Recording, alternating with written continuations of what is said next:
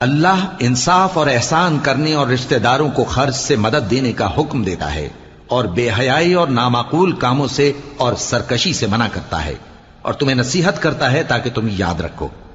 اور جب اللہ سے عہد کرو تو اس کو پورا کرو، اور جب پکی قسمیں کھاؤ تو ان کو مت توڑو کہ تم اللہ کو اپنا ضامن مقرر کر چکے ہو، اور جو کچھ تم کرتے ہو اللہ اس کو جانتا ہے۔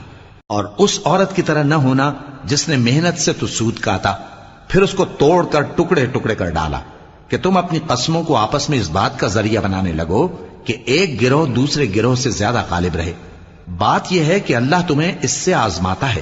اور جن باتوں میں تم اختلاف کرتے ہو قیامت کے دن اس کی حقیقت تم پر ظاہر کر دے گا۔ اور اگر اللہ چاہتا تو تم سب کو ایک ہی جماعت بنا دیتا، لیکن وہ جسے چاہتا ہے گمراہ رہنے دیتا ہے اور جسے چاہتا ہے ہدایت دیتا ہے۔